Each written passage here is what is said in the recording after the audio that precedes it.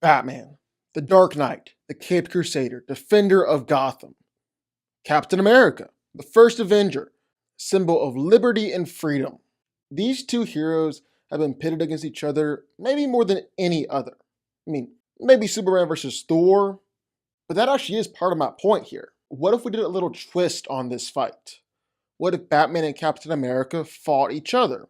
But this time, Batman had the powers of Superman, had Kryptonian powers, and Captain America had the powers of Thor. He was worthy of Mjolnir. Who would win then? Well, let's get into it. Let's find out. But before we get into it, make sure you go subscribe to the channel. It helps out a ton in the YouTube algorithm, and if you already are subscribed, big hugs, big kisses. Also, we're starting a channel membership. For just $5 a month, you get so many additional perks, including stuff like private live streams, stuff like that. So go check that out down below. Okay, so there have actually been a few times in comics where Batman gained Superman's powers, or like Captain America lifted Mjolnir. Makes sense to check those out first. Makes sense to start there. So outside of the MCU, in that epic moment in Endgame, Captain America has managed to pick up Mjolnir more than once. He's one of the very few heroes who's able to do it. First time showed up in Mighty Thor issue 390. This was during that time where Steve Rogers was no longer Captain America and instead was the Captain. So it was basically dressed exactly like Captain America. Instead of the red, white, and blue, he was wearing black, red, and white. Thor sees him, sees the shield, and is like, "I've never seen this man in my life, who are you?" Before realizing that it was his friend who's been fighting alongside him for years. I swear, Thor has got to shout stranger danger whenever somebody gets a haircut. But they figured things out, and that's about the time when the Egyptian god Seth sends an army after them, and Cap has to help his stupid friend. At the moment when the Egyptian gods had Thor overwhelmed, while Cap shocked everyone on the team, was able to lift Mjolnir for just enough time to hand it back to his buddy and save the day. The next two times were several decades later. The first time in the crossover, Fear itself. In that story, the Serpent of Asgard came up from beneath the earth and declared himself the true Allfather. He attempts to take over the world, all while being powered up by the fear of humans. Cap's shield is shattered by the serpent. Seems kind of familiar. Now, a crucial moment in battle when Thor loses his hammer, Cap is able to pick it up. He thrusts it high up in the air and leads the Avengers into battle. A moment really similar to what we got in Endgame. Avengers!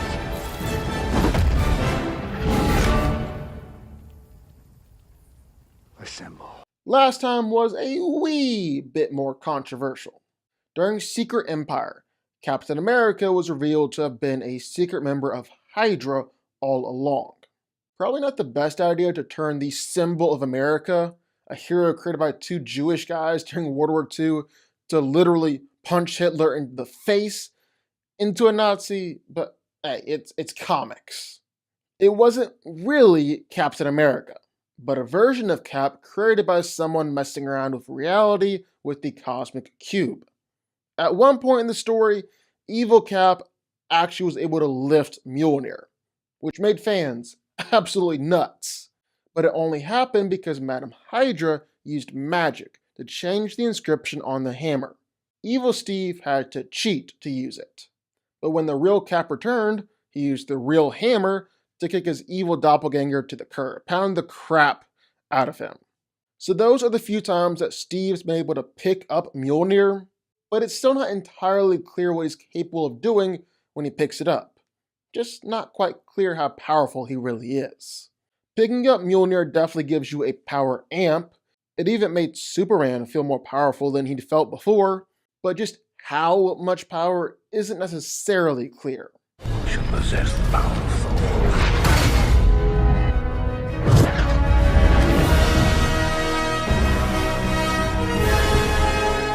But we can take a look at what Mjolnir specifically can do. It can absorb and redirect enough energy to ignite a star, absorb planet-destroying blasts from Thanos, and its blasts are enough to knock a dude from the Earth to the center of the sun, and even seriously hurt Mangog. Thor has spun it and created a vortex that contained the explosion of the life bomb. With 1/5 the power of the Big Bang, he can open up portals to everywhere, anywhere he'd want to go, even banish other people to other dimensions. He's thrown it hard enough to destroy some mountain-sized things. It's even made Superman bleed before. And knowing how Captain America is a master of the ricochet, he's going to be able to throw that hammer around like it's never been thrown before. It also gives Thor and Cap control over lightning and the weather and everything that comes along with that. Like enough lightning to split a planet in half, enough lightning to weld the planet back together, summon winds and storms that could threaten to destroy the planet. He can do all sorts of crazy stuff. In theory, Cap should be just as strong as Thor, just as durable as Thor, just as powerful as Thor, if picking up Mjolnir grants the wielder the powers of Thor. But that's really kind of debatable. We've never seen that actually play out on the page. We can give it to him here just for argument's sake, but I'm still not entirely convinced that Captain America is truly as powerful as Thor when he picks up Mjolnir.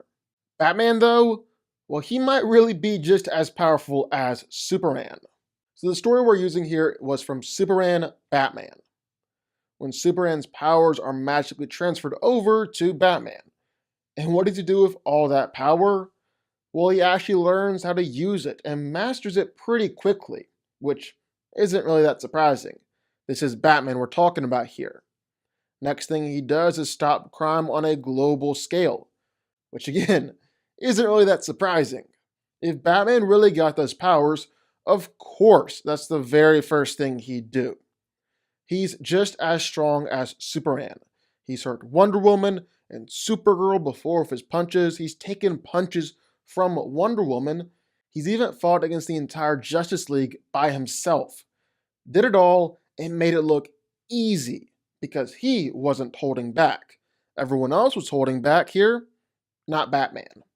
In a normal fight between Batman and Captain America, they each have their clear advantages. Batman is the better and more skilled fighter. He's smarter, more strategic. He's got brains that nobody could possibly rival, even Captain America.